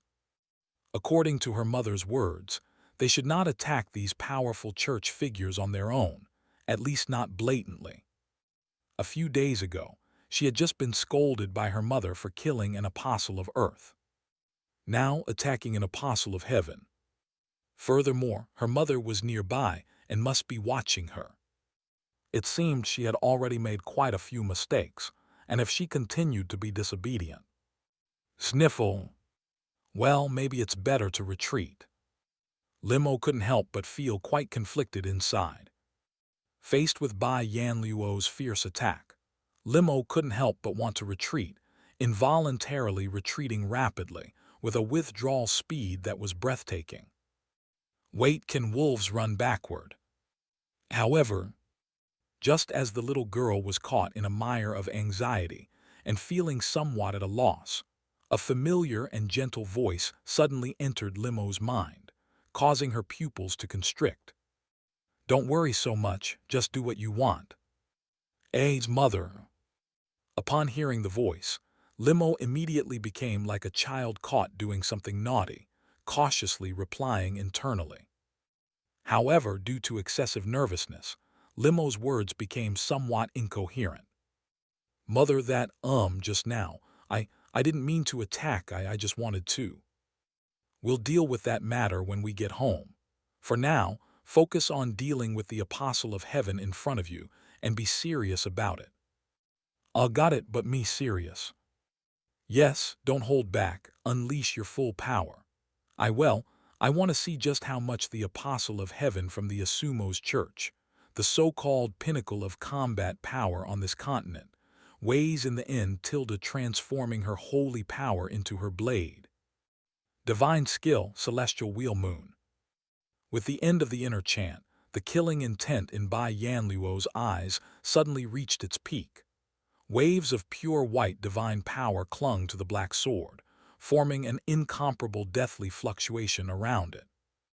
Seeing Bai Yanluo launching an attack on the giant wolf, numerous abyssal demons in the vicinity instinctively launched a torrential onslaught on her. However, these attacks that could annihilate an entire city seemed so insignificant to Bai Yanluo, a sword god. With Bai Yanluo's acceleration, most of these attacks lacked the power to pursue her. Even if they caught up, they would be instantly shattered by the white energy rippling around the black sword, turning into countless black particles in the sky. Bai Yanluo's offensive was unstoppable by these ordinary abyssal demons. Or rather, the battle between the 8th rank was beyond the capabilities of these shrimp soldiers and crab generals. For Bai Yanluo, her attention remained on the snow-white giant wolf before her. She had no interest in the abyssal demons constantly attacking her from the surroundings. After casting Celestial Wheel Moon, Bai Yanluo's speed climbed higher and higher. In an instant, she arrived in front of the giant wolf. At this moment, on Bai Yanluo's pretty face, besides the intense killing intent and desire to fight, there was also a feeling of ecstatic joy at the impending victory. The constant retreating of the snow-devourer wolf made Bai Yanluo sure that this legendary demon king existence, this abyssal demon greatly feared by her predecessors, was nothing but an empty shell. To face her unleashed power and be frightened into retreating repeatedly. Hello. Demon King rank, that's all it is. It seemed. After hundreds of years without confronting a Demon King abyssal demon, the church had misjudged the strength of the abyssal demons. Or was it that their generation had already surpassed their predecessors? Such a thought surfaced in Bai Yanluo's mind. At the same time, the black sword wrapped in the powerful white divine power was about to collide head-on with the snow devourer. Just when Bai Yanluo was looking forward to seeing a scene of bloodshed, the retreating snow-white giant wolf suddenly stopped. Not retreating anymore. Bai Yanluo immediately felt a sense of astonishment. However, this astonishment was only the beginning. In the next moment, Bai Yanluo's blue eyes shrank abruptly, and her expression changed dramatically. What? At this moment, accompanied by a flash of red light in the giant wolf's eyes, its body began to swell again, becoming even larger. On its snow-white fur, bizarre black patterns emerged, and countless black veils of mist spread from the patterns, transforming into sturdy armor attached to the giant wolf's body. An increasingly violent aura and bloodthirsty killing intent mixed with the overwhelming shadow power, roaring like a ferocious beast breaking free of its shackles. Feeling the suddenly rising, terrifying momentum, and looking at the even more ferocious and violent white giant wolf, Bai Yanluo couldn't help but gasp for breath. The contempt that had lingered in Bai Yanluo's eyes vanished in an instant. An indescribable feeling of trembling, along with a sense of crisis, suddenly surged into the heart of this apostle of heaven. Did this thing hide its true power? However, before Bai Yanluo could figure out the situation, the white giant wolf's eyes, filled with a chilling murderous intent, were locked onto the Bai Yanluo, causing her to shiver involuntarily. Not good. In the next moment, under the heavy gaze of Bai Yanluo, the fully unleashed power of the snow-white giant wolf burst forth as it opened its enormous maw. The scarlet force of shadows, which had already been compressed within her belly, exploded outward in an instant. A very powerful beam comes out from its mouth. It collided head-on with Bai Yanluo's sword technique, Heavenly Wheel of Moon. Boom! Accompanied by a universe-shaking explosion, the red light and the white holy energy suddenly clashed violently. They devoured and wore each other down until they transformed into an apocalyptic light that swept away everything in its path, annihilating it into nothingness. Luckily, the giant wolf had previously retreated, drawing the battlefield farther away. Otherwise, the entire Galrose fortress would have vanished in an instant. Oh ho, it has begun. Atop the ruins of a certain location within the Galrose fortress, a beautiful young girl with flowing black hair and stunning crimson eyes was leisurely leaning against a Tier 6 Abyss demon, observing the distant battlefield with amusement. This black-haired girl, unmistakably, was Yumo, restored to her original appearance. As she looked at the now fully unleashed white giant wolf, Yumo's heart was slightly complicated. The violent nature of the Shadow's power was all too clear to her. Because of this power's characteristics, Abyss demons below Tier 8 were, without exception, unintelligent beasts. The slightly better ones might retain some sanity. Although the Demon King tier Abyss demons possessed wisdom, once they tapped into their full power, they would also have difficulty avoiding being eroded by the power of shadows and gradually lose their sanity. Thus, to preserve their sanity, most Demon King tier Abyssal demons remained in an energy-limited state, only unleashing their power under special circumstances. And now, it was evidently one of those special circumstances. If she wanted to see the capabilities of the Apostle of Heaven, she'd have to let Limo create a ruckus. Moreover, as it seemed now, him not bad at all. Watching the white-haired woman who emerged from the red beam, Yumo couldn't help but clap her hands playfully. Despite the distance, she could still sense Bai Yanluo's current physical condition. The Apostle of Heaven, though bombarded by Limo's attack and looking disheveled and covered in dust, still retained her powerful aura, and her body was not seriously injured. She still maintained formidable combat power, and even engaged Limo in a seesaw battle. Compared to the performance of the Galrose fortress and those Asumo's knights, Bai Yanluo's strength was quite satisfactory to Yumo. With that, the black-haired girl felt as if a weight had been lifted from her chest.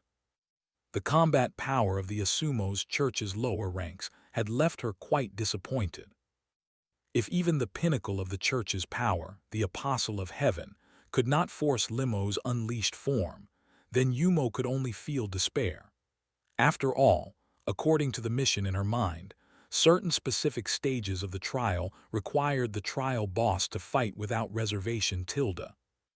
If the Apostles of Heaven couldn't even handle the ordinary mode of Limo, the trial would undoubtedly end in failure. Fortunately, this Apostle of Heaven did not disappoint her. Now, it was time to see just how far this lady could hold her own against an unleashed Limo tilde. With that thought, Yumo appeared as though she was possessed by the spirit of amusement, her eyes filled with excitement as she watched the battle between Limo and the white Yanluo. And just at that moment, Yumo's eyebrows suddenly furrowed slightly, and the silent shadow's power she had released for sensing purposes now provided her with some intriguing information. Thus, Yumo offered a faint smile and slowly turned her gaze toward the southern part of the fortress. It seems that the outcome of the battle between the heroine and her opponent will be end soon tilde, the chosen one of the greatest enemies standing in the way of the demon lord purifying this world. She poses a threat to the safety of the demon lord himself. No matter what, at any cost, it is our duty, as members of the divine punishment sect, to eliminate her. And the best way to destroy the chosen one is to strike before she has fully grown up. And that time is now.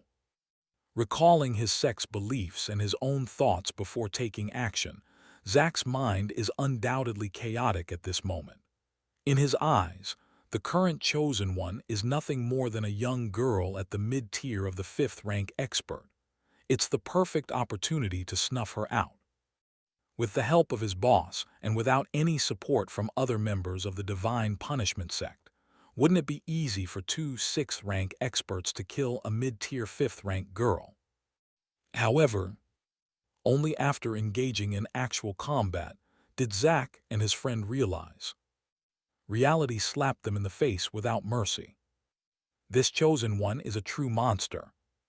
According to the Church of Asumos, shouldn't the chosen one be a gentle, pure, perfect woman, full of untouchable holiness? Where's the purity in this girl before him? She's a monster. Just as Zack was mentally howling, a melodious and pleasing girl's voice suddenly entered his ears. Although it was pleasant, it carried an indescribable sense of oppression and eeriness, like the whispers of a death god, causing Zack's heart to almost stop. "What's wrong? Weren't you quite arrogant just now, boasting about ripping out my heart?" That voice. Not good. Realizing the danger, Zack quickly turned his head and looked behind him, where the voice was coming from. At that moment, as he turned his head to look, his brown eyes suddenly shrank, and endless fear spread through his heart like a virus. He saw a silver-haired girl, wearing a mask, had somehow dodged Albino's attack and appeared behind Zack. A hint of terrifying, eerie purple-black light flickered in her light purple eyes, causing Zack, who met her gaze, to feel a chill down his spine. "Don't underestimate me." Driven by his survival instincts, Zack let out a hysterical scream and violently turned around, summoning all the fighting energy from his entire body. He swung his dual scythes with all his might, preparing for a life-or-death struggle with the eerie chosen one. Even if he couldn't kill her, he must at least severely wound her. He had to create an opportunity for his big brother Albino. It didn't matter if he died himself. However, as Zack thought this and turned his head, Minxie suddenly revealed a cruel smile and even let out a mocking laugh. "Ha tilde, you are more foolish than I expected." As Zack turned around before he could even swing the scythe in his hand, Putilda, accompanied by the splattering of blood, the 4 silver longswords hovering around Minxie suddenly and mercilessly pierced through Zack's limbs. A crimson stream of blood spewed from Zack's mouth. The silver longswords that had penetrated his limbs suddenly emitted dazzling silver light, causing unbearable pain to surge into Zack's brain from the wounds, making him scream out in agony. The intense pain caused Zack's mind to almost shut down for a moment.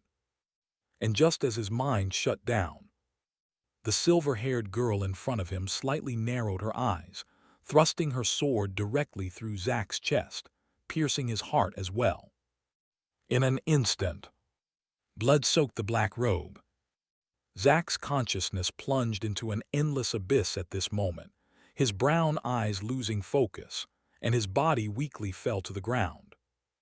"Zack, damn it!"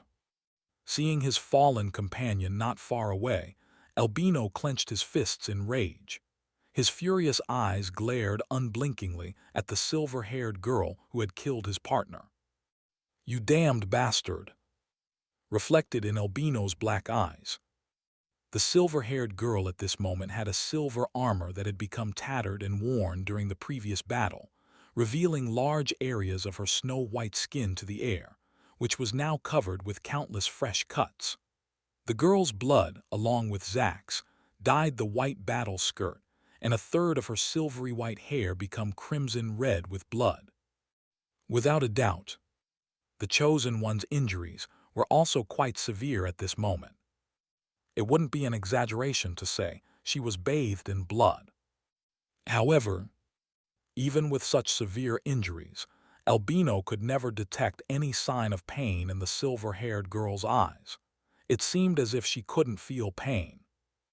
As her wounds increased, the girl's eyes became increasingly terrifying, and the aura surrounding her had shifted from being holy and untouchable at the beginning to a gloomy and oppressive atmosphere now. More importantly, her combat ability was continuously rising.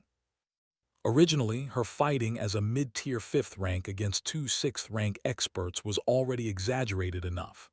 Unexpectedly, As time passed, this woman became stronger and stronger, gradually overpowering them. Now she even killed Zack. This has to be a mistake. Albino roared, somewhat mentally broken. At this moment, only now did Albino understand why the leader had instructed them that it would take at least 4 6th-rank experts to take on the Chosen One. This woman was clearly a monster. Looking at the silver sword-wielding blood-soaked girl not far away, Albino couldn't help but shudder. His black eyes no longer held the confidence they had at the beginning, leaving only a thick sense of gravity. Huh, darn it! As Albino fixed his gaze on Menxi, the silver-haired girl suddenly transformed into a blood-streaked silver meteor, rapidly charging directly at Albino and fiercely swinging her silver blade towards his neck. An oppressive feeling of death suddenly struck Albino's heart. However, compared to Zack, Albino was more experienced. Facing this life-or-death crisis, Albino forcibly suppressed his inner fear, striving to remain calm as much as possible. Then, the black fighting energy within Albino suddenly bloomed, directly activating the defensive magic on his right arm bracelet. Using the intermediate magic, Hecardo's armor wall, he managed to resist the deadly slash. Seeing her attack blocked, the warlike intent in Menxi's eyes only intensified. Hahitha, not bad at all. The next moment, Menxi swiftly turned around and landed a kick on Albino's chest, sending the executioner of the divine punishment sect flying dozens of meters away, harshly crashing into a distant wall. Fresh blood involuntarily spilled from Albino's mouth. 4 of his ribs had already broken at this moment. Struggling to get up from the ground, Albino was in immense pain, and his internal fighting energy was nearly depleted. Is this where it ends? In the end, would they fail to kill the Chosen One? No, this couldn't be it. He still had a trump card, and he could still fight to the death. Staring intently at the silver-haired girl who was once again charging toward him, Albino revealed a twisted smile. Yes, he couldn't give up. After a hysterical roar in his heart, Albino suddenly swallowed a black pill with a strange aura into his stomach. I must not let the leader down. I must kill this Chosen One, kill this so-called heroine. Master, what is this? This is the Blood Soul Pill, made from the blood of high-level abyssal demons. It can significantly increase your strength in a short amount of time. Significantly increase. Yes, but don't use it recklessly unless absolutely necessary. Why not? Because once you use it, your death is certain. Recalling his conversation with his leader, Albino's expression inevitably carried a hint of helplessness. The power of the shadow was incredibly wild, and accepting this force would turn one into a brutal, bloodthirsty monster. The price of gaining this power was losing one's reason.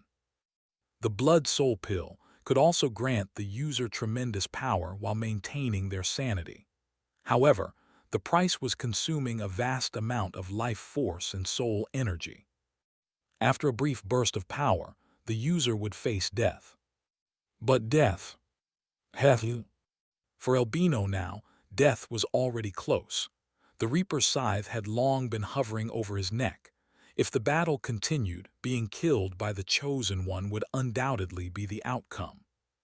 In that case, might as well die in a desperate attempt. If he could kill the Chosen One and eliminate Leader's greatest concern, his death would be worth it. I'll risk it all. Staring at the oncoming silver light, Albino let out a hysterical roar in his heart, his face twisted and distorted with madness. The next moment, Albino swallowed the red pill. With the Blood Soul Pill entering his body, an indescribable surge of power instantly exploded within Albino's abdomen. The pain from his wounds instantly vanished, replaced by an intense excitement that overwhelmed his brain like a raging wave. His muscles began to swell, and a trace of blood-red light gradually appeared in Albino's eyes. Feeling the majestic power within, Albino's mouth slowly curved upward. This power, it's amazing. On the other side, Menxi, wielding her silver longsword and charging at Albino, inadvertently bit her lip, and crimson blood dripped slowly from beneath her mask. No, she couldn't continue like this. I must remain calm. Feeling the wild power and bloodthirsty impulse spreading unconsciously within her body, Menxi tried to suppress her instincts by inflicting pain upon herself, preventing her consciousness from being devoured by the endless desire for slaughter. Relying on her strong willpower, the strange purple-black light in Menxi's eyes gradually subsided. Silver holy energy once again gained the upper hand. However, though it seemed that she had temporarily suppressed that power, Menxi felt no relief. Instead, she locked her gaze on Albino in front of her. She had to deal with this expert of divine punishment sect while she could control her sanity. Otherwise she might. What's going on with him?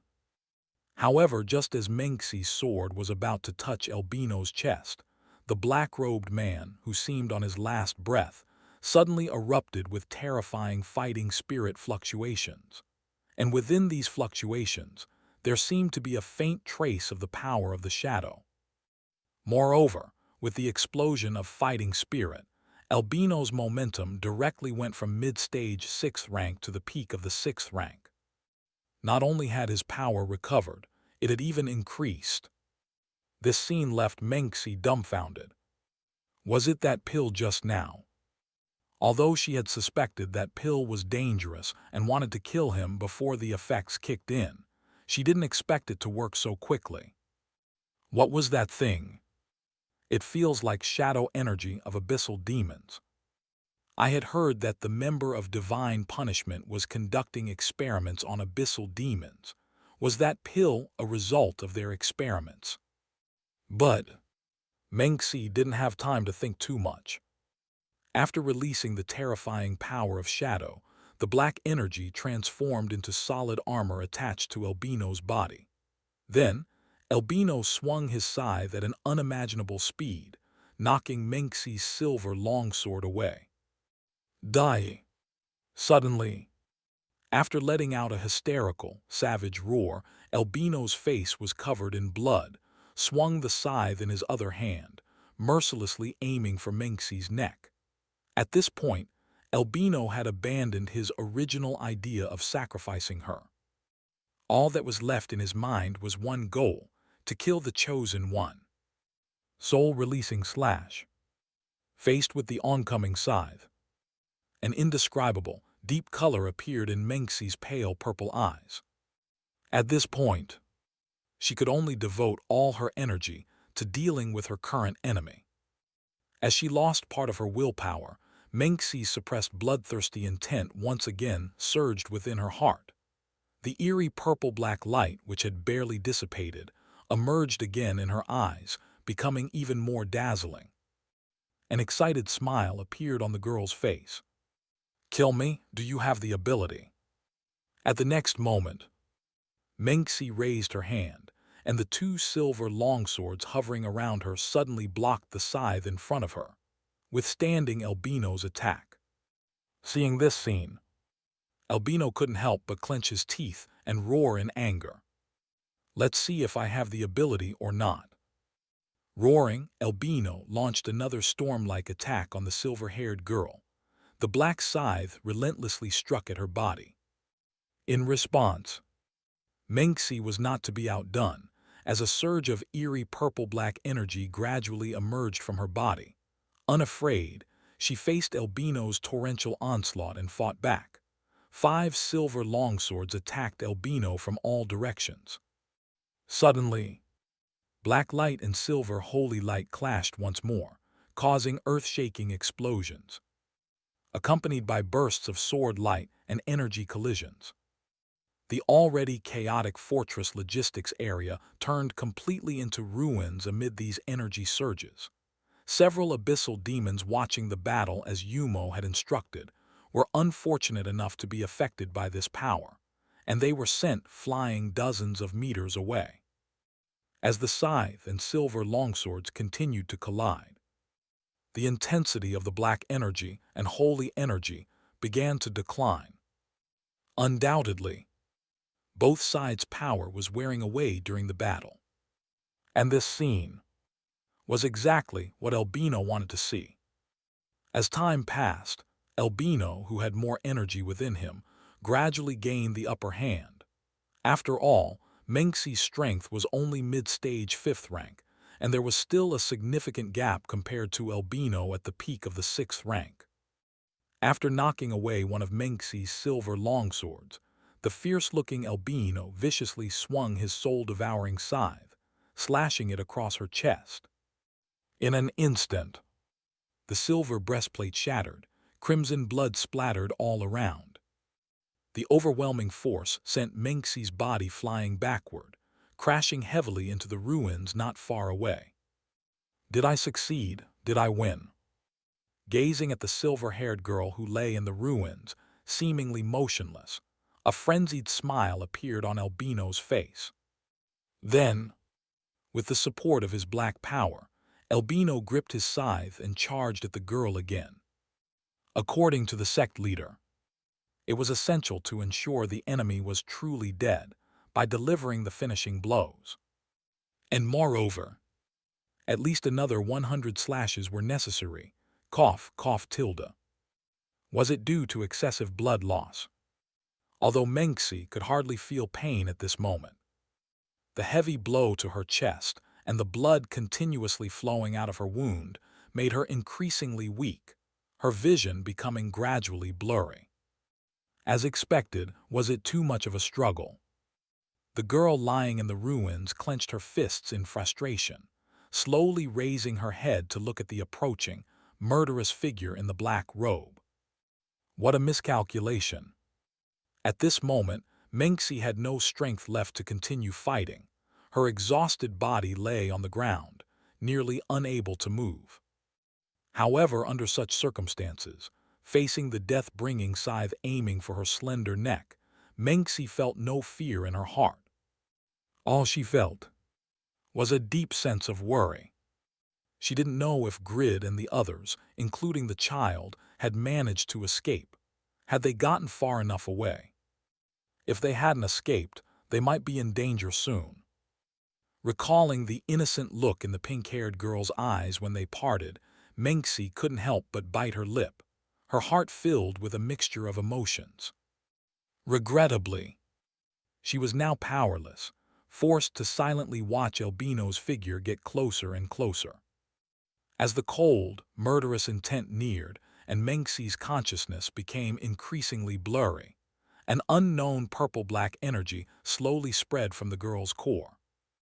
However, just as Menxi was on the verge of entering another extreme state, countless blood-red butterflies, emitting a red glow, suddenly appeared and flew towards her from all directions without warning.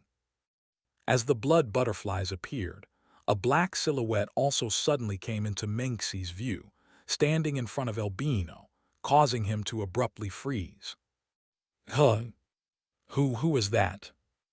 Gazing at the unknown girl's black-to-red gradient long hair and her graceful figure, Menxi was instantly filled with confusion. Who is she? Is she here to help me? Unfortunately, at this moment, Menxi had no strength left to ponder this question. The appearance of the blood-colored butterflies scattered a peculiar golden powder around Menxi. The moment the powder touched her, her consciousness uncontrollably plunged into darkness, and her pale purple eyes slowly closed. What exactly? The girl fell into an unwilling slumber. As Menxi succumbed to sleep, Bai Yanluo, who was fighting the white giant wolf, suddenly furrowed her brow, as if receiving a special message. A touch of panic appeared in her azure eyes, and she looked somewhat astonished toward Galro's fortress. Mengsi. And just as he was distracted, the furious roar echoed in her ears, and the snow-white giant wolf's claws, wrapped in the power of the blood-red shadow, fiercely assaulted him. Boom! Accompanied by a thunderous noise, the merciless claws tore through Bai Yanluo's protective barrier and struck her back. In an instant, a mouthful of blood violently spurted from her mouth, a bitter expression flashing across his face. "You damned stinky wolf." On the other side, Albino, who was charging forward, suddenly shuddered, unbelievingly looking at the black-haired woman who had suddenly blocked his path. In a flash, Albino couldn't help but hold his breath, his eyes locked on the girl's face. The girl in front of him was so beautiful that it was frightening.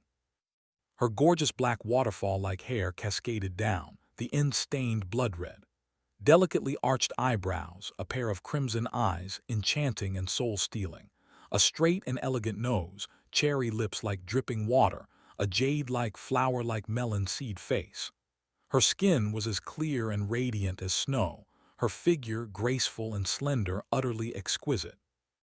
Aside from a slightly regrettable chest area, this girl who had suddenly appeared before him could be described as flawless. Compared to her, the women of the divine punishment sect seemed like wilted flowers. So beautiful. Albino couldn't help but sigh. However, after sighing, Albino frantically shook his head, casting out absurd thoughts from his mind. After all, the battle wasn't over yet. It wasn't the time to be thinking about such things. Moreover, who was this girl? How could she suddenly appear before him? Staring at the stunning black-haired girl, countless questions rapidly spread like a virus within Albino's heart. The girl clearly had no energy fluctuations surrounding her, yet Albino felt an invisible oppressive feeling. After meeting the girl's crimson eyes, Albino's soul couldn't help but tremble. Under normal circumstances, pausing to observe this sudden, mysterious presence might be the wise choice. But at this moment, as the power of the blood-soul pill rapidly declined, the life force within Albino's body started to drain away, and his soul teetered on the brink of collapse. He had no time for further observation. He had to kill the girl of destiny while his body still had the ability to move.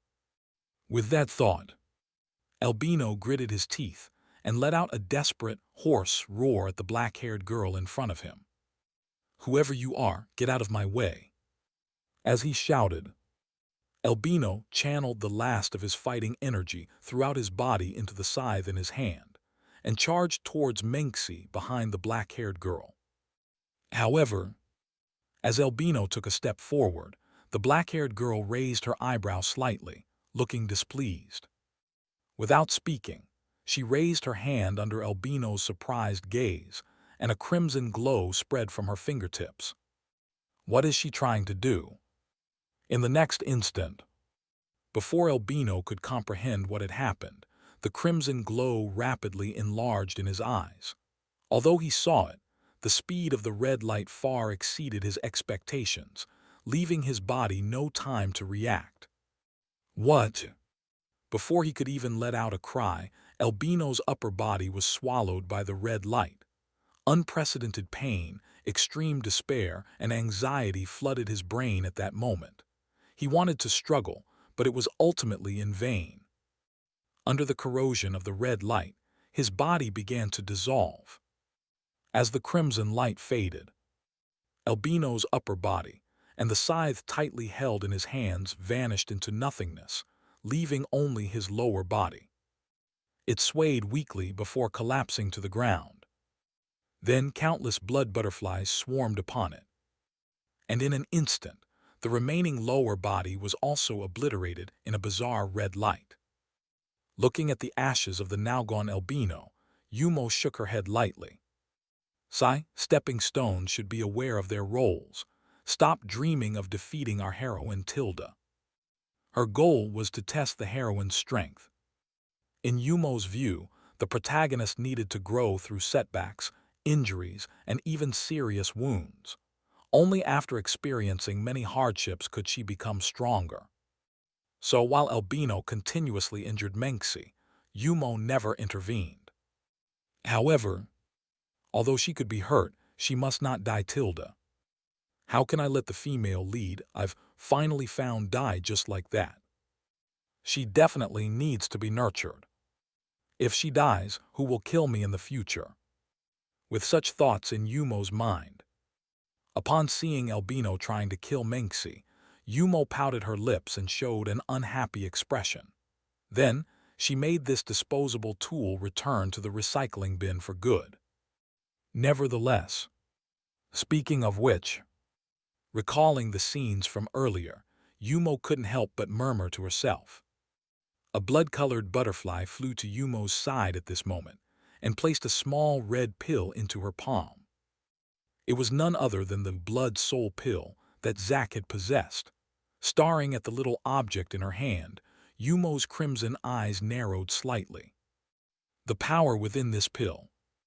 Is it the shadow power? Or was it sealed by someone else? Thanks for watching. Please subscribe and like the video and comment down if anything wrong in the story. And if have any suggestion to a new novel or want next part of any series, comment down. Our target is to get 1K subscriber. There will be SUPRISC for all of you. Stay tuned.